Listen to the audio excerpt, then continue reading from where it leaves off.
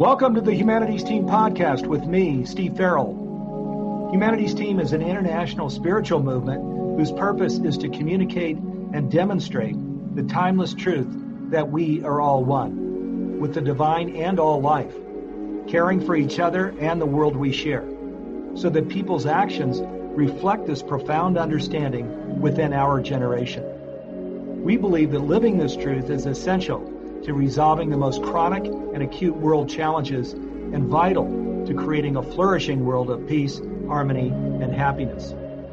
We offer transformative education programs in personal and spiritual development, and we host an annual event called Global Oneness Day.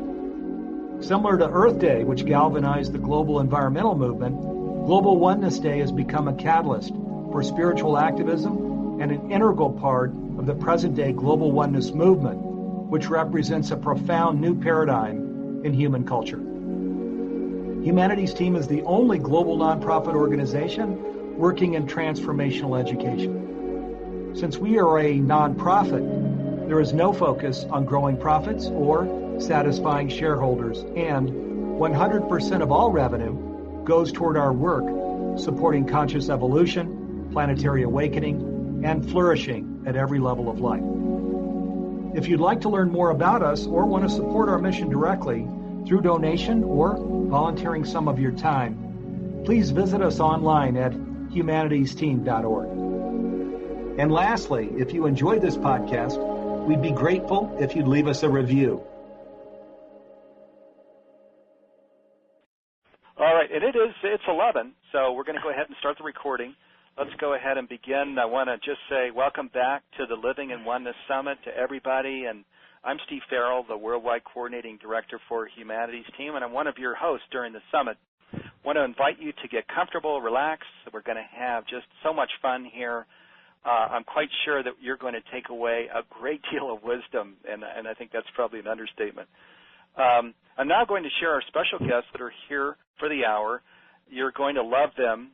First, Barbara Marx Hubbard, who has been called the voice for conscious evolution of our time by Deepak Chopra, and is the subject of Neale Donald Walsch's book, The Mother of Invention. A prolific author, visionary, social innovator, evolutionary thinker, and educator, she is the co-founder and the chairperson of the Foundation for Conscious Evolution. I also want to mention that within Humanities Team, we recognized Barbara last year as our spiritual leader this was for 2013. Great to have you with us, Barbara. Thank you so much. And also her sister, Patricia Ellsberg. In 1971, Patricia Ellsberg helped her husband, Daniel Ellsberg, release the Pentagon Papers to the press. Both of them were inspired by Gandhi's concept of the truth force.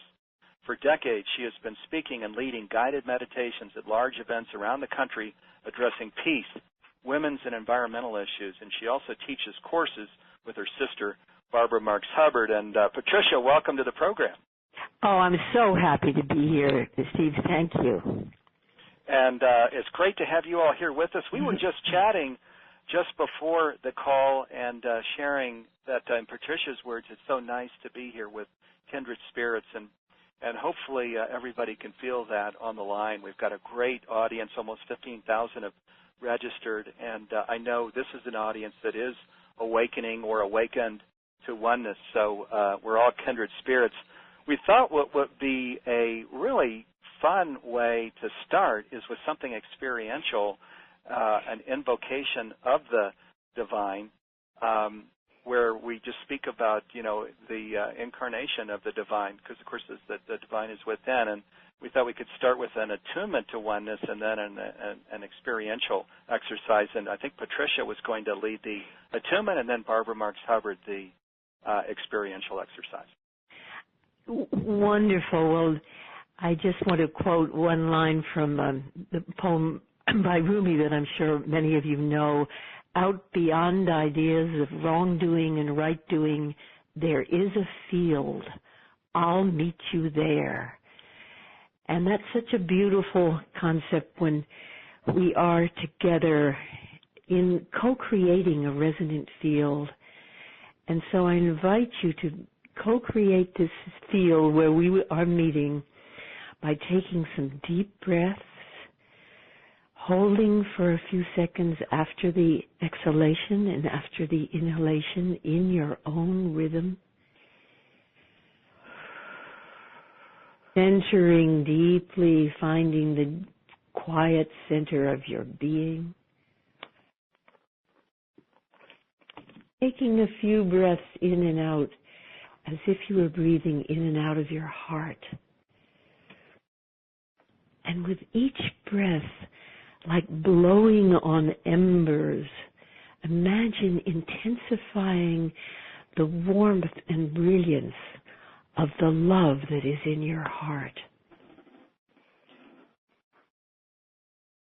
And as we are breathing together, conspiring, inspiring, each of us, trillions of cells, listening, breathing together. Opening your heart to a sense of oneness. Oneness with the divine within you and beyond you. Oneness with each other, the kindred spirits that are listening to this wonderful summit, this call. And oneness beyond that, to the millions and billions of souls, of humans that are yearning for a sense of oneness and common family of humanity. And we'll close this attunement with a few more breaths, just breathing in the field, breathing in the love that is present here, within us and between us and beyond us, with the in-breath, and sending it out into the world with the out-breath. Thank you, and I turn it back now to you, Steve. Thank you, Patricia. What a beautiful attunement. And I know Barbara is going to follow that up now with an experiential exercise, and then there'll be a little back and forth, and then we're going to go into some questions. Yes. Well, I have been speaking for all these years on the idea that our crisis is a birth of a universal whole being, a universal human, and a universal humanity. It's a birth of the incarnation of our spirit and our species with this oneness. And in order to fully understand the scope of our oneness, I want to do an experiential meditation based on really incarnating the new story of creation. And just to take a moment to realize that from source, from no thing at all, from the one, has come the consciousness force that brought energy, matter, billions and billions of galaxies, the formation of trillions of planetary systems, our little Earth, and continuing to evolve as life came to Earth, animal life, early human life, Homo sapiens sapiens, the first self-reflective species on this planet. And now open yourself up to the emerging universal humanity sitting at the very hub and center of the spiral of evolution in deep time present. Deep time present is a state of being in which in this present moment you incarnate the genius of the process of creation that has formed you and all life. That in every molecule, cell, early brain, intelligence, body, mind, and spirit, you are in deep time present. And as you awaken to yourself as one with the whole process of creation, you recognize that the genius of evolution is in you. The impulse of creation is impelling you, and that impulse holds within it the entire process of creation that has tended toward higher consciousness, greater freedom, more complex order, until planet Earth itself becomes one, in which every member of this planet is a member of the whole, and in which the noosphere, or the thinking layer, the global brain of this Earth, now replete with the intelligence of the entire humanity, is incarnating in you in deep time present. So I'd like us to become present in this summit as incarnations of the story of creation, awakening to our own essential self as our unique contribution to the evolution of ourselves, our planet, our species, and eventually universe itself. Thank you. Oh, beautiful. Oh, Patricia and Barbara, that was so lovely. Awakening to ourselves as our own unique contribution to the unfolding that we're now, that is happening right now. And what a beautiful way to end that attunement and meditation. And thank you so much. That was really extraordinary. I know I can feel the energy of that. I know all of our listeners can too. We've got a lot to talk about here during the hour. We've got about 50 minutes left, and we're going to, of course, get to this course that you're now teaching called The Sacred Journey of the Conscious Evolutionary. But before we get to that, I thought we could just start out by asking a few questions, going through, you all are sisters that grew up in a privileged family, and yet look how you've dedicated your lives to teaching about oneness and social issues and personal development. And so I just thought I'd ask you if you could share maybe key moments when you became transformed yourself, and then when you became dedicated to the public service that you're both so extensively involved in. Well, I think for me, I'm the oldest sister, and Patricia is the youngest sister out of four. Excuse me. And I think for me, the thing that woke me up from my peaceful, wonderful childhood was the 1945 when the United States dropped the atomic bombs on Japan. And out of the pleasant, loving childhood came the shock that if we were in a state of self-centered consciousness, like I could see we were in, fighting each other with the power of gods, we would destroy each other. We would destroy life on Earth. So my awakening, I was 15 years old, was the question, what is the meaning of this new power, science, technology, industry, all of that, that's good? Where is the human race going with this power? So for the last, I'm 84 now, well, it seems to be hundreds of years almost, I have been on the quest for where this power is leading us, and now I can see that it's leading us to the oneness of our planet as one living whole, with the intelligence of the whole system connected as what I would be calling a universal humanity, a humanity born into the universe of infinite dimensions and potentials both on the inner plane and beyond us. So my question, what is the meaning of our new power that's good, has led to the awareness of our birth as a co-creative universal humanity representing the oneness of the process of creation. Oh, beautiful. And I'm taken back to your childhood as you share that, Barbara. And Patricia, can you share?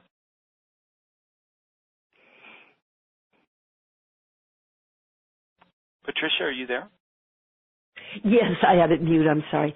I think for me, one of the key formative events was I'm 8 years younger than Barbara. That our mother died at the age of 33 herself of breast cancer before all the medicine was able to prolong so many lives that are afflicted with that. And so I was on the eve of my 6th birthday, she passed away. And she was very, very loving. And then there was this depression that, overwhelmed the family and my father who adored her. And so that activated a lifelong quest to experience and become the unconditional love that was taken away.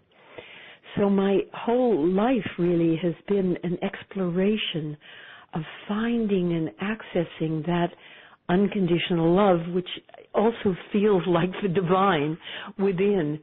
And that's why I'm so happy to be teaching with Barbara a part of this course, The Sacred Journey of the Conscious Evolutionary, which is emergence, which is incarnating the beloved, incarnating that field, living in it that I started the call with, and learning how not just to incarnate it, but to live it and express it. And that's probably the central purpose of my life. And when you experience that, you feel our oneness. I mean, there's just no question. It's not an idea or a concept. It's an experience. And then, of course, one is motivated to do what one can to make the world a more loving and harmonious and peaceful and creative place. So that was probably the key event that set the blessing from that terrible loss, was really living a spiritual path and finding how to have a loving presence within me and be that in the world.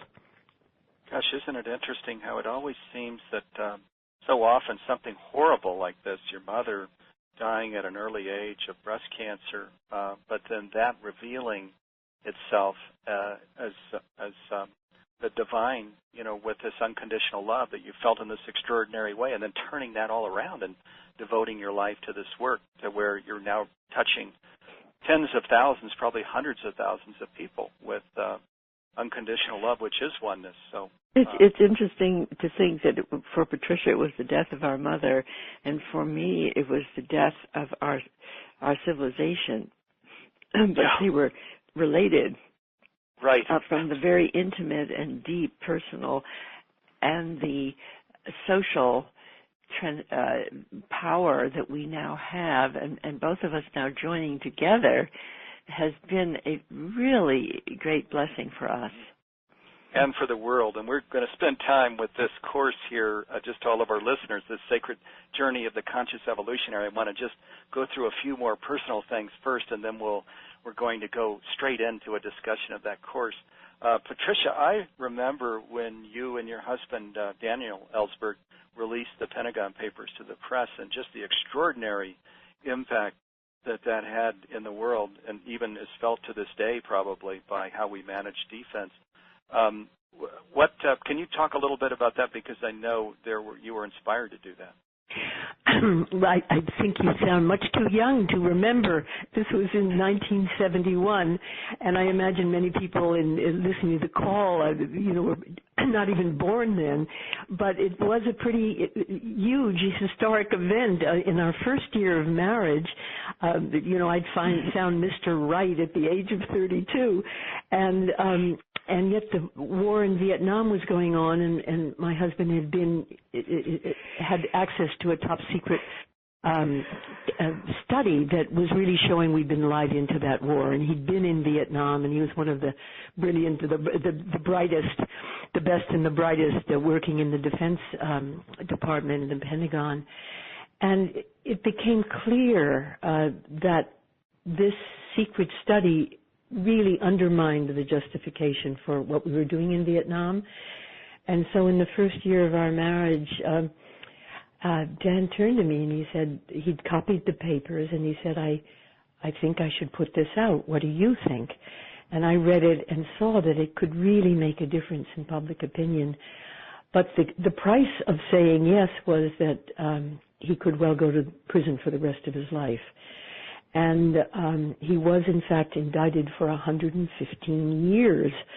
And the trial was dismissed because of governmental misconduct.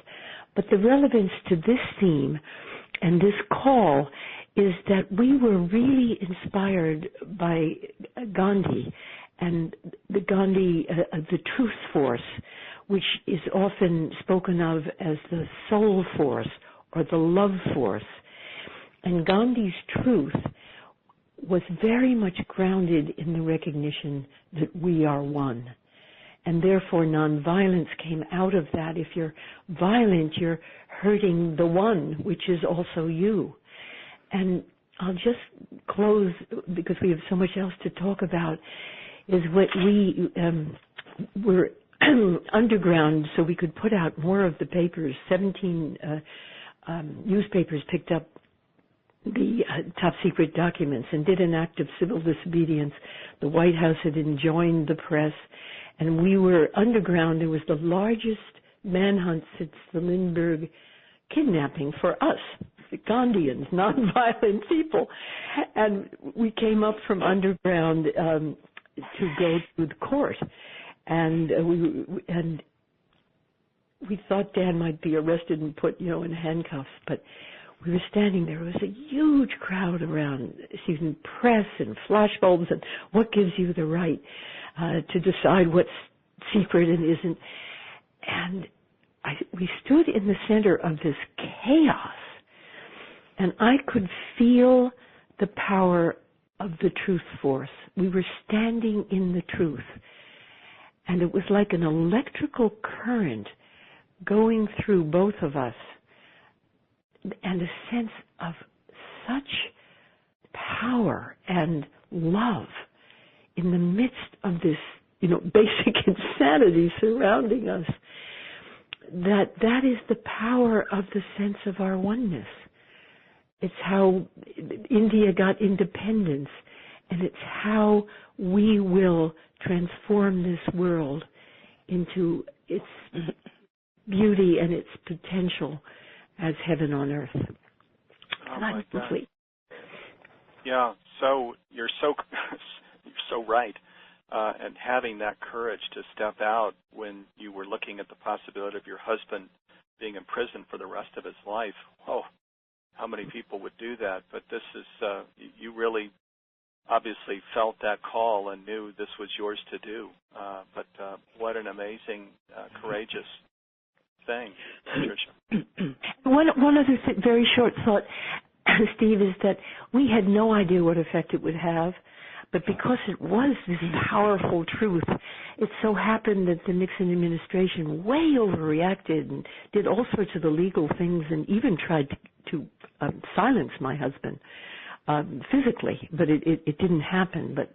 And that is what helped Watergate and the impeachment of Nixon so that he resigned, and that helped end the war. So I think what I want to convey is you never know what these acts of standing in loving truth can, the effect it can have. It was totally beyond our imagination. Yeah, I remember that whole unfolding, which, as you say, it preceded Watergate and probably was one of the dominoes that caused everything to happen the way it happened. So I just want to say, because this summit is about really living in the fullness of the divine, and of course part of what that means is following those calls that come when you want to, in this case, hang up the phone, because the call that comes is one you maybe don't want to take. But wow, how extraordinary when you hear the call and you follow it. So I know all of our listeners feel that too. So I just want to say to you and your husband, thank you. And I want to just ask you all a personal question about just oneness in your own life before we go into your course. And Barbara, when we gave you our Spiritual Leadership Award last year, I remember you said, in fact, you were on videotape, and you said a spiritual leader is led by God, and you're just talking about, oneness, what oneness is like for you and how it works. And would you mind just sharing a little bit with us? Well, for me, the oneness always came through deep questioning.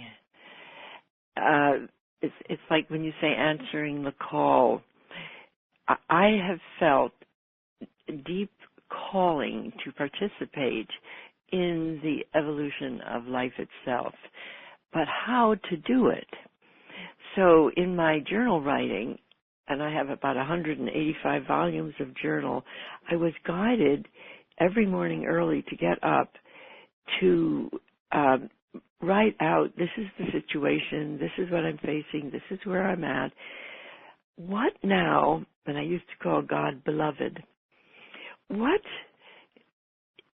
do you guide me? And then I would turn off my thinking mind and allow the inflow of wisdom from that higher source. And I would underline it in yellow. Sometimes I listened to my own voice at night so I could speak with the voice of the inner self like that. And then gradually I began to discover that that higher voice was internal within me. And I developed a meditation that actually led to the emergence process, where I decided to get up every morning and take 3 hours every day for 21 days. And the first hour was simply placing my attention on the experience of receiving that guidance, not the nature of it or what I should do about it or what my calling was, but the feeling of the guidance of the one. And the guidance that I felt was a frequency, and it went into my heart. And my heart started to expand with love. And I realized that that higher voice of the one that I took as beyond me was also within me. So when the voice became the voice of the divine within, then the next step was, how do you express that as your own experience? And that led to incarnation of the divine as each unique person is, which was the emergence process. And so I feel that I've actually become, as everyone is, an incarnation of the one, which is unique in every person, and at the same time, one in which everyone is participating. So if you carry that with you, you become a whole being. You become a co-creator because you've discovered the creator is within in its unique form as you. And when you say yes to that creator within, that yes awakens the power of the potential of that force of creation. And the Gandhi, the truth force, and what Patricia and Dan felt, the power of it was that yes, and that internal experience to it. So I'm really seeing that the evolution of myself and others comes from the incarnation of the one, the yes to your unique part in it, the sharing of it until you yourself are that creating. You become a co-creator. And I think of this as the evolution of our species. Boy, so extraordinary. Such profound wisdom, Barbara, the emergence process. And thank you. And we're going to go deeper into this as we talk about your course. But Patricia, could you share for you how does your process work for just really living in connection with the divine?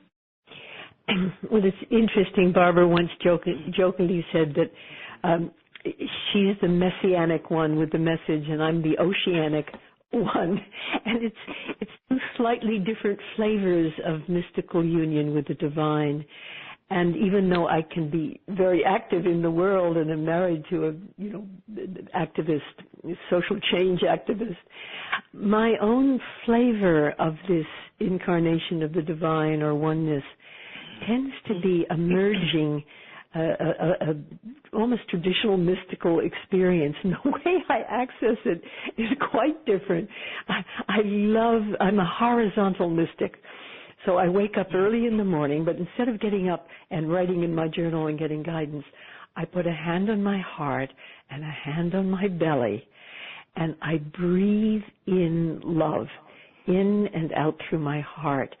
And it's almost like a rheostat, Steve. It's like even if I wake up with an anxious dream or something's troubling me, as I do that and go beneath the figuring out mind, trying to grapple with the problem, it starts this radiant, blissful, loving energy comes into my body. And I can feel it like a quickening or an increasing of a higher vibration. And it's so beautiful. I can feel it sometimes snuggling with my husband, who is not, not spiritual, quote unquote, in the way that I am, but he's deeply spiritual. And he'll say, "This is heaven. This is ordinary heaven." And the reason I value this experience so much is that when I can really do that, which I do almost every day, all of the rest of my life is infused with that. And the great growing edge of my life, and it's happening more and more, is to infuse that divine into my experience of life and transmit it to others and help others experience it. And so my calling is to both experience and share that deep feeling of oneness out of which action grows and takes place. And I'm complete. Oh, well, how extraordinary. And the messianic and oceanic experience. Beautiful. I love that. And by the way, this is one of the themes of the Living in Oneness Summit, is that, as we know, there's no one path to the mountaintop, the divine within, connecting with the divine within and living in that place. That there's so many experiences. There are literally a million paths, as we know, more than that, infinite paths. But it's so valuable to sit down with just true leaders such as you all and to hear your personal experience. Now we'll talk about your course, where you're helping people to find their own path to the divine within. Let's segue over to that now, the sacred journey of the conscious evolutionary. And I know you're now well down, I think you might have said you're 6 months into this course that you're teaching. It brings in many of these things, the emergence process and so on. Barbara and Patricia, can we just talk about that maybe first up at a high level with what the course is and what it offers, and then come down through, I know there are 4 major segments to the course. Maybe we could talk about each of those briefly and how they help us to live in oneness. Well, I think the overall overview of the course is the course for the emerging universal human, for the human who is experiencing oneness, wholeness, and co-creation. And it's a path that our sacred journey leads to you becoming a conscious evolutionary, which means that you are incarnating the process of creation yourself. You are in the state of oneness as Patricia is describing it, and you're also called to do your part in the world while staying in that state, so that you don't say, here is my spiritual life, and here is my personal identity, and over here is my work, where you lose the connection with Source as you go out into the work. So the sacred journey has 4 parts. One is the understanding of the whole story and being in what I call deep time present, which you're incarnating the story as an expression of conscious evolution of humanity. And the second 8 weeks we've just been through is emergence that Patricia has guided us in, which is exactly what she's saying, the incarnation of one's own essence as light, as love, as beauty, and being that in the world. And the third one that we're just starting right now is called 52 Codes for Conscious Self-Evolution, a process of metamorphosis. And I think this is the new step once you become your own essential self and your ego isn't separating you out and giving you pain and sorrow and feelings of lack of worth. Once you have become whole in that sense, you're ready to bring in the highest frequency of your being. And we sometimes call this a universal self, a light body self, a divine self that is non-local but still has presence for you. And the whole of the 52 codes, which will be this current 8 weeks, is how to place your attention on your own essence that Patricia is speaking of in emergence, and evoke that higher frequency to join with your essence so that the essence and the universal aspect of you become one. And with that, I use the metaphor of being an imaginal cell in the body of the caterpillar, building the butterfly to the metamorphosis when suddenly you're the wet-winged butterfly.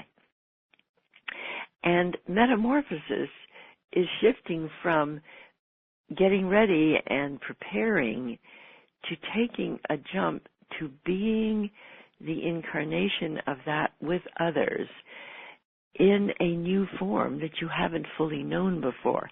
Because if you look back at the new story of evolution, you see nature is constantly creating new form for higher consciousness, for greater freedom.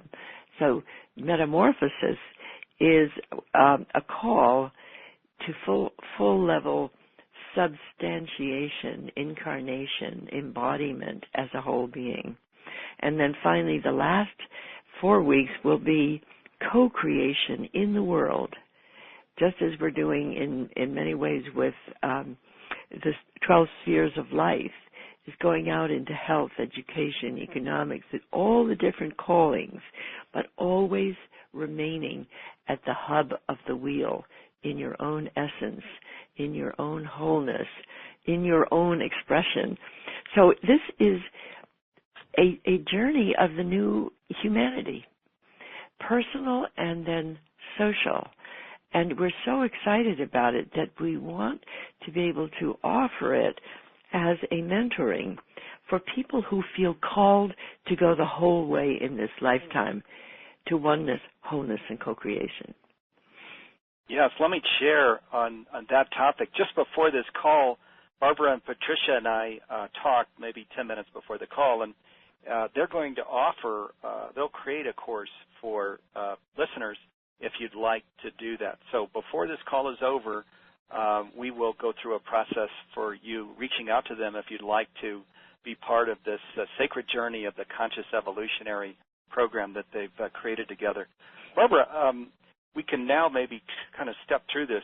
Thank you. You took us through the high-level, sort of the overview of what the program is. But where you ended up, I think it'd be a great place to go a little deeper, where you were talking about, the hub of the wheel, and that we all are an expression of the hub in all of what we're doing when we're co-creating. And, of course, in our oneness and 12 spheres of life calls, this is an important aspect, the hub. Can we talk a little bit about that?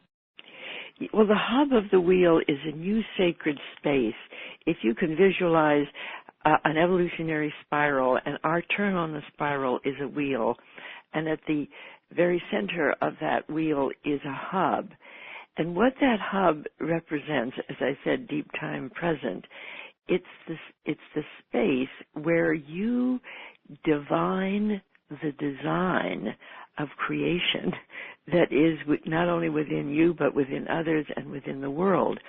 And as a sacred space, if you're in there with two or more and you're fusing your essence with essence and you're bringing in your own universal and higher self together, you become so much more. It's like that membrane that Bruce Lipton speaks of from the amoeba to the multicellular organism to the very complex billions of cells organisms like we are, the hub of the wheel is a place to become a multi-human whole. It's a place for two or more, or eventually, as it could be the entire planetary members, joining together, going within, picking up source, and finding themselves as a communion of pioneering souls evolving themselves and the world. The hub is that sacred space. And you know, we have great temples and mosques and beautiful cathedrals for the old story of creation. But we don't yet have a sacred space for the new story of creation, which is the 13.8 billion year story. And I believe it will be a sound and light story that will end up with us being participants in the sound and in the light ourselves. So the hub is a place to dramatize, to feel together the union and communion of souls everywhere on earth. And we have a little circle around the hub, which is called Communion of Pioneering Souls.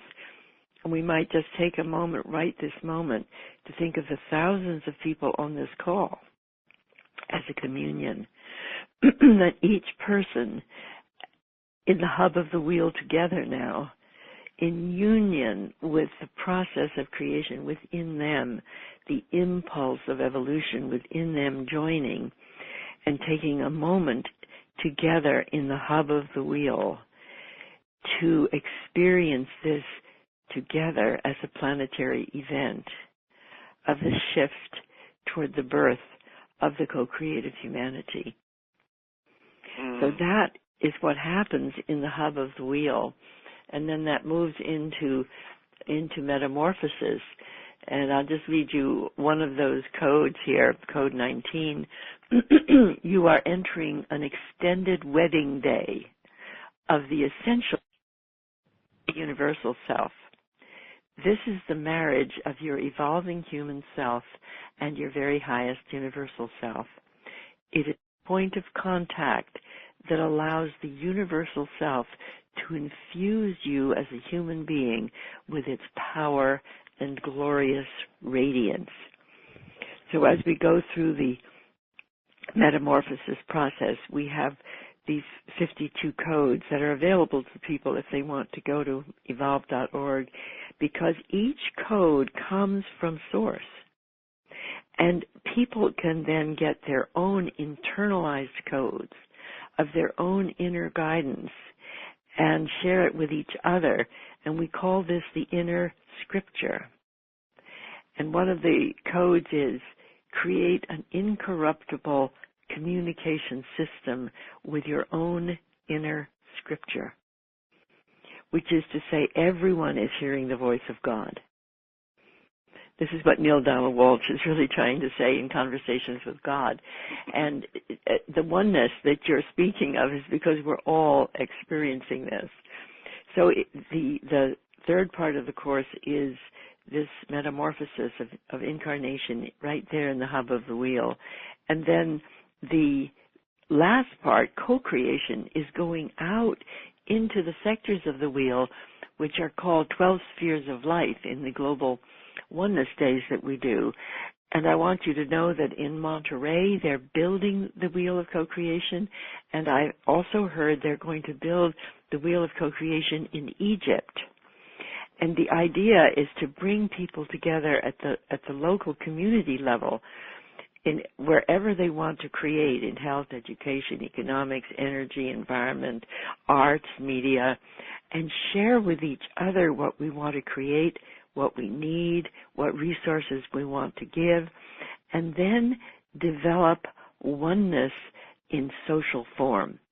Because it's one thing to have oneness as an inner being and in communion with others in a pioneering souls, but once you go out into society, you find all these top-down separate structures. People are in silos. So the co-creation part of this is how to create social oneness through connecting the parts in the wheel and the 12 spheres of life from the hub, from spirit, all the way on out, sharing needs and resources until we can create social synergy, synergistic society of connectivity and co-creativity that I think will be the glory of this whole effort at oneness that we're all involved with. So that's a brief summary of the elements of the course, and maybe you want to add something, Patricia, to that. Yeah, let me just jump in real quick before Patricia comes in, because I know she can bring depth to this. You mentioned, Barbara, that emergence, for example, was one of the areas where she really goes deep, and maybe we can talk about. But I wanted to say some of the things, I always have to pull myself down from the ceiling, Barbara, when I listen to you, because you know, fusing essence with essence, inner scripture, you know, these are, you just kind of whip these things out that I haven't heard before, and except from you. And to me, they're just such, you know, divine inspirations. I know you're just channeling. You're just kind of bringing that straight through. Well, that comes from all this writing. I want to read Code 52 is, victory is assured to all those whose consciousness is shifting. That victory is the global oneness. It is the direction of evolution. It is the intention of creation, the drive of the life force, the implicate order unfolding. Let your self-conscious mind be completely absorbed in your God-conscious mind.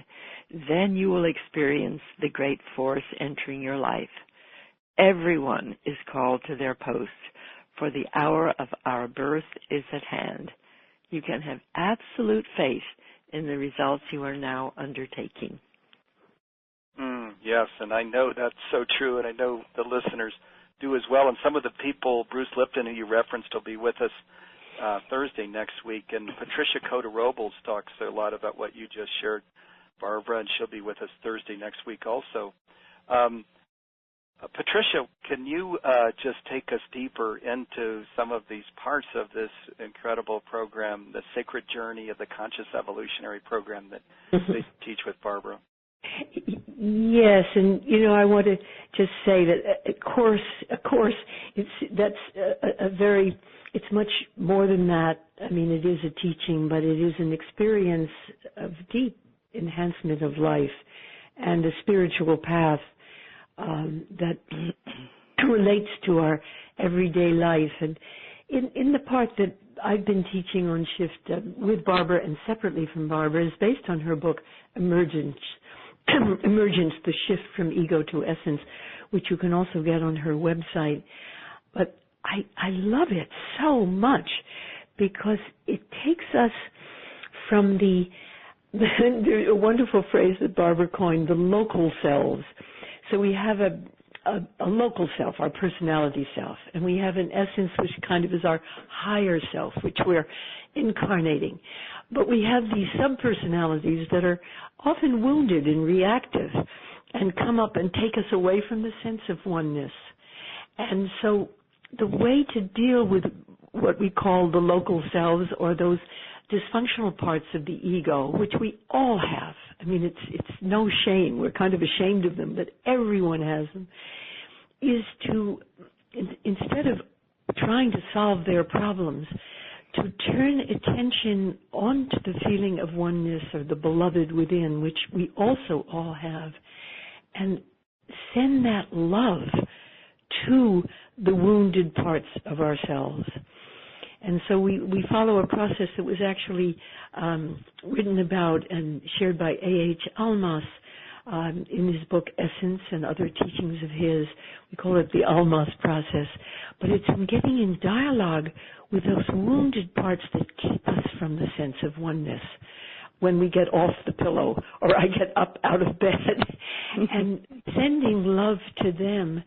And then miraculously, when you spend time listening to their concerns, listening to what they really want, almost inevitably the motivation is good. They're trying to protect us. They're trying to keep us from feeling less than or 1,000 other feelings of separateness.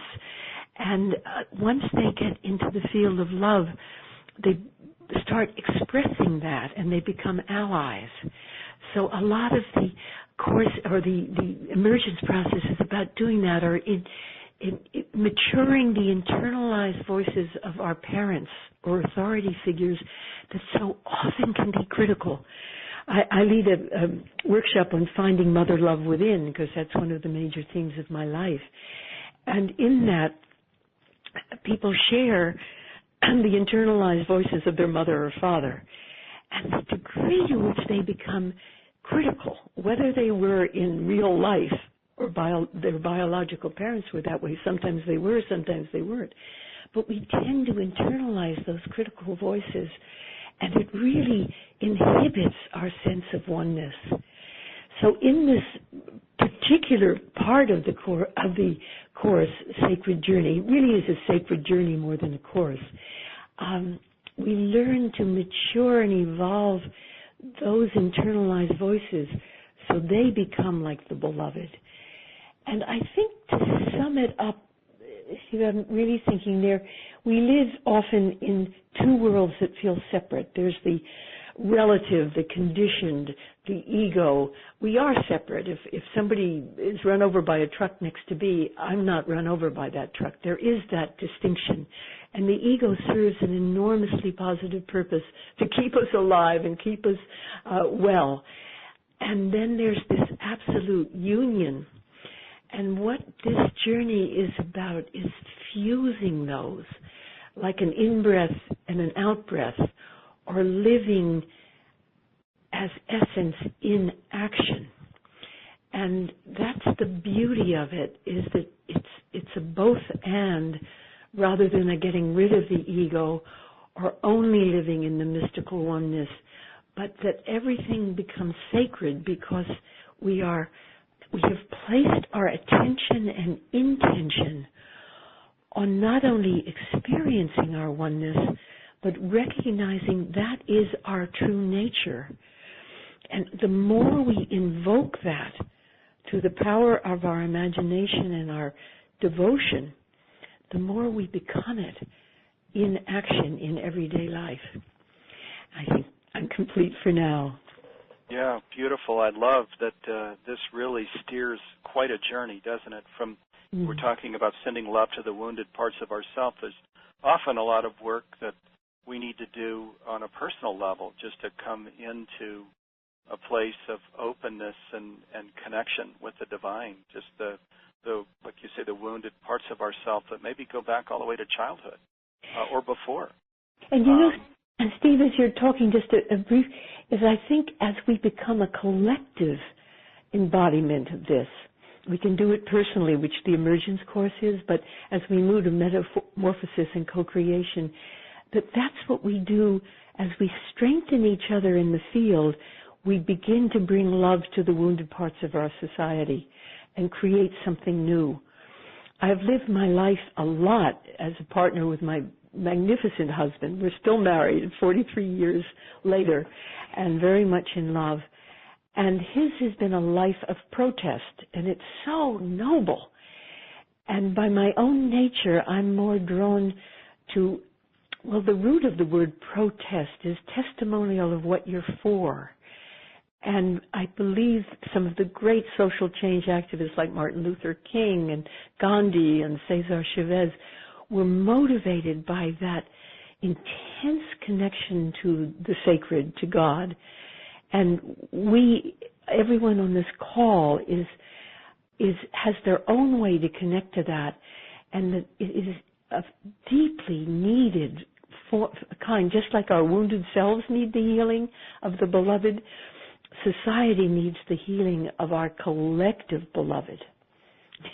Absolutely, it does. And we've, with our little time left, because we have about 8 minutes, and I want to talk about your course and how people can get in touch with you all if they'd like to be part of a program that you launch. But with the little time left, let's talk about this collective, where we strengthen the field together, we heal together, we're in activism together.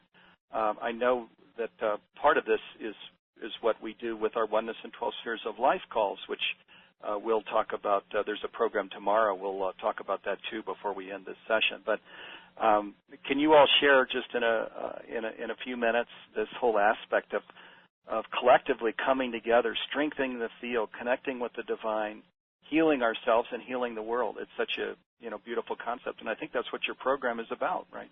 It is, and one thing I would like to just remind us of when we did Birth 2012 in the, remember December 21st, 22nd, 2012, it was a real strong global impulse to declare that there is the ending of one phase of life and the beginning of a new phase. And the Birth 2012 was to both celebrate what was ending and what was beginning. And we began to see that on the social scale, you could say that now that we've been born, let's say, in December 21st, 22nd, 2012, then we had year 1, 2013. Year 2 is going to be 2014, December 22nd. And we thought we would like to measure the progress of the baby, thinking of this oneness culture as a baby, because it's very young on a planetary scale, and there's something tender about thinking of ourselves as mothering and fathering this birth of ourselves and our culture simultaneously, while holding a vision of what that might be as it is being fulfilled. That's where I come up with the idea that we're giving birth to a universal species, because we don't want to forget that we're in a universe of billions of other planets. So our oneness going to be increasing. Might have to have a universal show there, Steve. Absolutely, and everything I read, I'm sure you read the same things. The Hathors, the Heaven's Letters, Peggy Black, Patricia Ellsberg, your material, everything is talking about this. Just like you say, a birth that in some ways was victorious back in 2012, it's now beyond the birth process, and we're evolving into these crystalline bodies, into this universal oneness, into this generation one.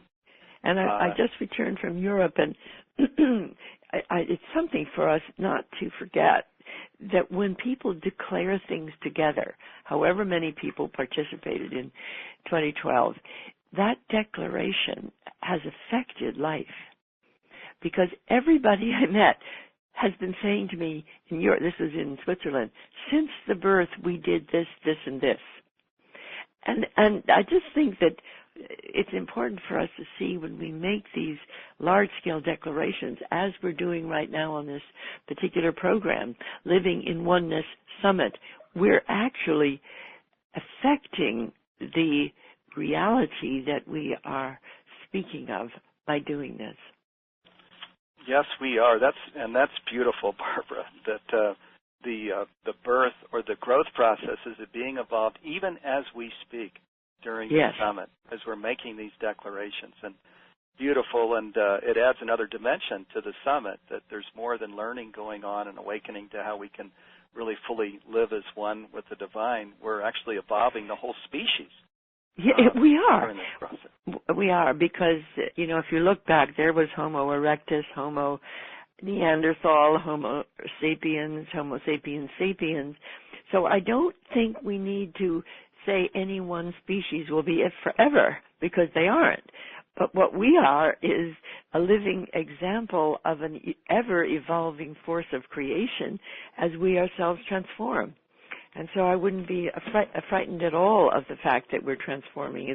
It's the way nature has worked to bring all of this into life.